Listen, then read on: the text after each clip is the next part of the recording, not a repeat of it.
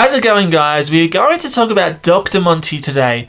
But first, I just want to say that Revelations teaser trailer looked so awesome. I'm so happy that they're kind of going to put a mixture of all the maps together for this one map, and I'm so excited to see the full one.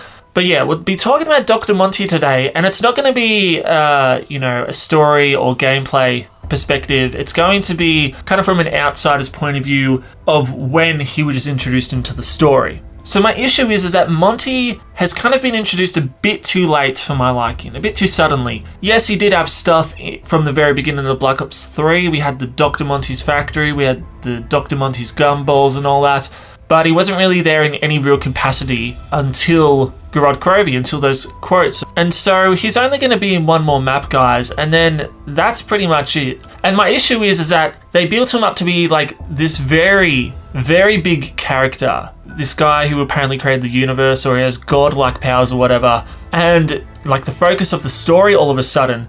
And I just don't like how he's just come up all of a sudden. Like, someone that big should really kind of be hinted at and built up more slowly. And there were very, very small hints. You know, you had the ciphers from Maxis and the letter in Shadows of Evil that had M on it. But at the time, everyone just theorized, whether it was Monty or Maxis or something like that. But no one kind of really seriously considered Monty because, everyone thought Monty was just going to be like a gameplay feature. You got your Gobblegums, you got your factory. They're not seriously going to make him a character. But they did, and like I said, my issue is how big of a role he has and how late it has been that he was introduced. It actually reminds me of some Final Fantasies, like you fight the main antagonist throughout the game, and then in like the last, very end of the game, this random ass boss comes up and he's like, I'm death, I'm the void or whatever, I'm going to consume everything, and you fight it.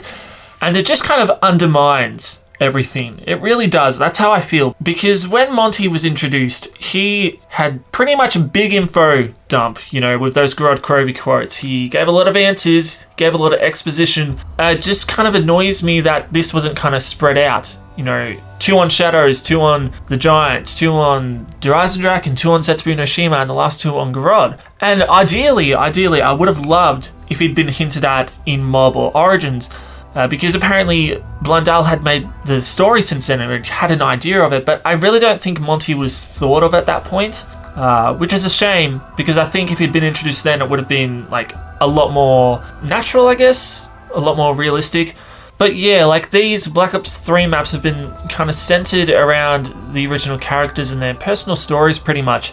And with Gorod Krovi, because of Monty's inclusion and how all those quotes were there and just a lot of other things, I feel like it undermines Nikolai. I really do, because Zetsubu no Shima made Origins Takio my favorite character out of the group. I felt for him. I think his character progression is great, and I thought the same thing would happen with Nikolai. But honestly, I feel the same about him. He's just that guy. I feel like he doesn't really have any real character progression. But is he really the same person from the Giant and at the start of Gorod Krovi till the end? And don't get me started on that Revelations teaser. I really hated that they put that in with that cutscene, because I feel like it was just kind of okay, let's just rush Gorod Krovi under the track. Let's get right into Revelations right now. Forget about GK. And I suppose that's a different topic, honestly, but I feel like with Monty's 10 quotes and that, it impacted, the amount of time and focus that it should have been on Nikolai. And gee guys, I don't really have much more to say. I really think Monty should have had a slow build-up, kind of going 10, 20, 30, 40, 50, 60 to 100, across the maps, instead of going 1, 1, 1, 1, 100 instantly. Come on. As much as I love the story in that, I just feel like that part felt rushed. I felt like they just wanted to get that out. And it's a shame, because he will be the focus in this last map, but will he appear in another map? This story is going to end, but Treyarch Zombies is not going to end. Activision will make sure they'll keep doing zombies for a long time, especially in their 2018 game. It'll be the 10th year anniversary. But will he continue in that story? It's just questions that I wonder about and just make me wish that he had been a bigger influence in the earlier maps. But yeah, guys, what do you think? Do you think Monty was introduced too late, too suddenly? Do you think he should have been introduced earlier? Or, are you happy for when he was introduced? Let me know, and I'll catch you guys later. Cheers!